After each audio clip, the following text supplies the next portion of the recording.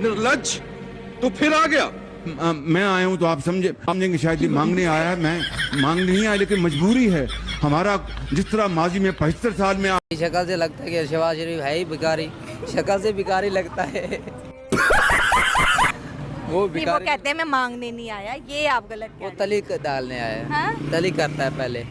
क्या मतलब तली क्या? वो पहले कहता है मुझे अच्छा हाथ करता है, अच्छा तली हाथ करता है।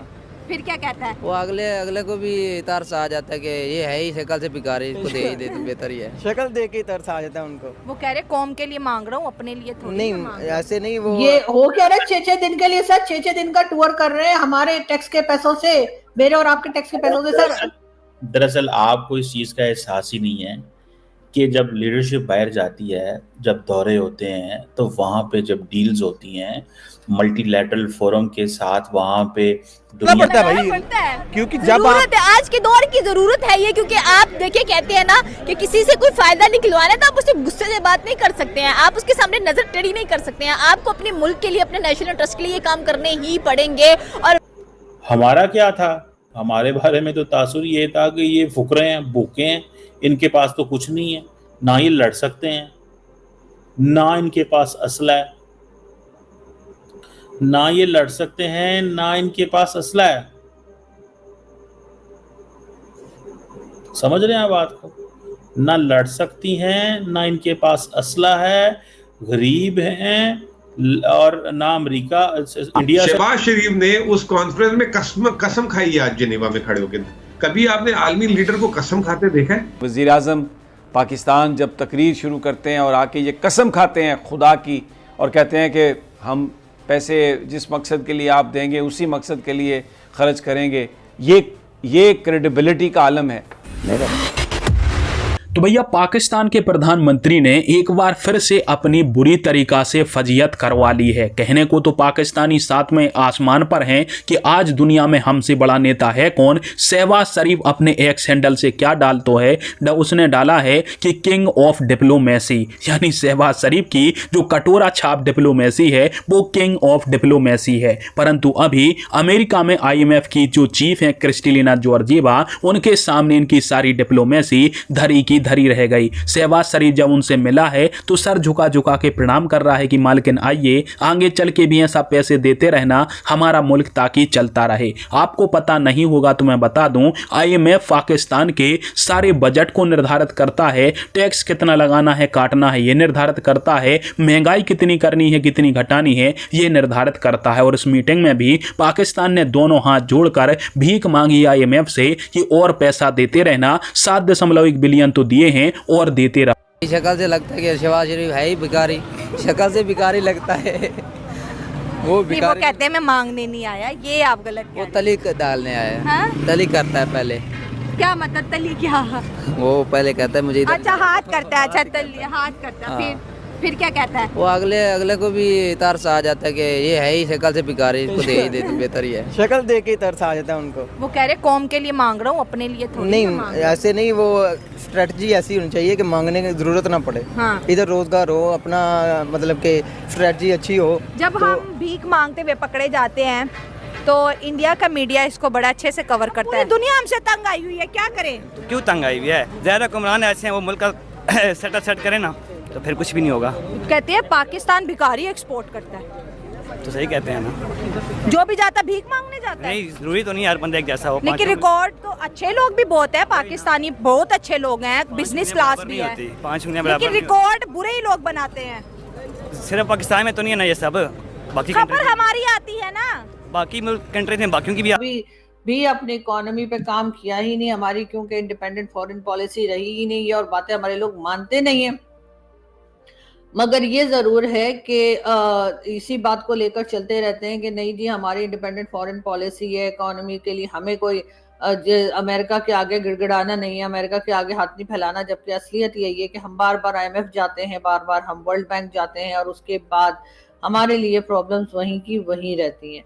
लेकिन अब देखने वाली बात यह है कि अगर एक बार फिर अफगानिस्तान के साथ अगर हमने टेंशन बढ़ाई और अमेरिका जो कुछ डिमांड कर रहा है, अगर वो डिमांड अमेरिका की पूरी ना की गई तो फिर उस सूरत में क्या किया जाएगा? क्या अमेरिका फिर एक बार पाकिस्तान से कहेगा कि जी वो कोई हरकत ऐसी करें जिससे कि अफगानिस्तान वाले अमेरिका की तरफ चले जाएं या वो अमेरिका की बात को मान लिया जाए। बहरहाल ये सिलसिला चल रहा है और ये भी कहा जा रहा है कि पाकिस्तान जिस तरह से अमेरिका को अपने आने की इजाज़त देता चला जा रहा है, गिलगित बल्तिस्तान और इसी तरह से गवादर और कई इलाकों में जो है अमेरिका को ऑफर कर दी गई है, अमेरिका की बात को मान लिया गया है कि अमेरिका से लोग आएंगे और वो यहाँ पर चाहे वो मिनरल्स हो चाहे और दूसरी चीज़ें हों, उसके लिए जी यहाँ पर उनकी टीम आएगी और यहाँ पर सर्च करेगी कि ऑयल कहाँ से निकल रहा है या ऑयल कहाँ है और इसी तरह की दूसरी चीज़ें मिनरल्स वगैरह को लेकर भी। लेकिन क्या पाकिस्तान के हमारा क्या था, हमारे बारे में तो तासुर ये था कि ये फुकरे हैं, भूखे हैं, इनके पास तो कुछ नहीं है, ना ये लड़ सकते हैं, ना इनके पास असला है, ना ये लड़ सकते हैं, ना इनके पास असला है। समझ रहे हैं बात को? ना लड़ सकती हैं, ना इनके पास असला है, गरीब हैं और ना अमेरिका इंडिया से लड़ सकते हैं, ये कुछ भी नहीं कर सकते। That is important.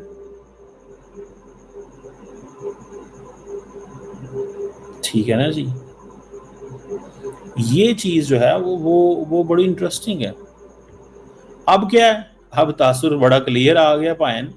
उन्होंने कहा भाई ये तो लड़ भी सकते हैं, ये तो कुछ भी कर सकते हैं, ये लड़ भी सकते हैं, ये मर भी सकते हैं, ये इंगेज भी हो सकते हैं, ये कुछ भी कर सकते हैं। तो ये चीज जो है वो अब फर्क पड़ा है। इसीलिए तो सऊदी अरब ने पाकिस्तान के साथ जो है वो इंगेज किया है। सऊदी अरब ने पाकिस्तान के साथ इंगेज किया, क्यों किया? इसीलिए किया है ना कि यार इनका तो पता तो करें ये क्या है, मतलब किस अंदाज में चीजें चल रही हैं। अब सऊदीज हमारे साथ बैठते हैं, बात करते हैं, उनको पता चल गया यार ये ठीक है, मतलब इनकी बातचीत है। और पहले क्या था, पहले यह था कि कोई पता नहीं है यार, ये तो किसी काम के नहीं है। क्यों? क्योंकि तासुर क्या था? सुने, तासुर क्या था? तासुर बड़ा सीधा था। तासुर क्या था? तासुर हमारा कोई नहीं था। एक चीज याद रखिए, तासुर हमारा कोई, यही था सिंपल सा। ओ यार इनकी क्या है, ये तो फजूल है। ओ यार इनका क्या है, ये तो कुछ भी नहीं। समझ रहे हैं बात? सो मुझे लगता है कि ये तासुर चेंज हो गया। That is why Pakistan is being asked, Pakistan is being discussed. Pakistan से भी सवाल जवाब पूछे जा रहे हैं।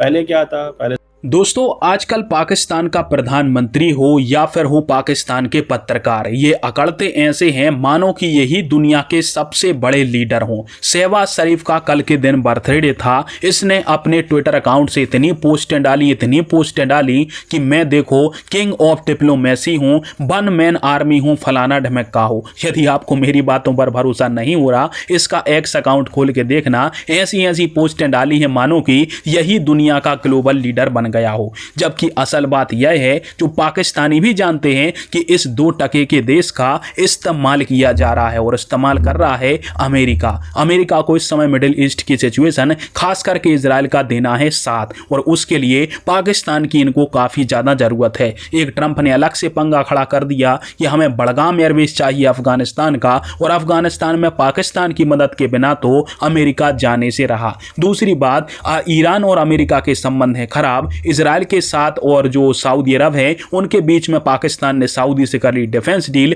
इसके कारण से अब अमेरिका पाकिस्तान का इस्तेमाल कर रहा है और इसलिए इनके ऊपर डॉलर की बरसात हो रही है। IMF भी इनको पैसा दे रहा है, वर्ल्ड बैंक भी इनको पैसा दे रहा है। पर इसको लेकर शहबाज यह समझ रहा है कि भारत की विदेश नीति फेल हो गई, हम दुनिया के राजा बन गए हैं। जबकि असल बात पाकिस्तानी भी जानते हैं, शहबाज शरीफ भी जानता है कि हमारा इस्तेमाल करके अमेरिका हमें छोड़ देगा, परंतु भारत को दिखाने के लिए वो ऐसे बन रहे हैं कि देखो हम तो किंग ऑफ डिप्लोमेसी हैं, भारत की विदेश नीति पीछे रह गई। खैर कैसा भी हो, हम ऐसे देश तो नहीं है कि हम किसी के सामने भीख मांगे, अपना खुद कमाते हैं खुद खाते हैं। तुम्हारी तरह IMF के सामने, वर्ल्ड बैंक के सामने कटोरा लेकर नहीं खड़े रहते, और आगे चल के एक ना एक दिन हम भी एक विकसित देश बनेंगे।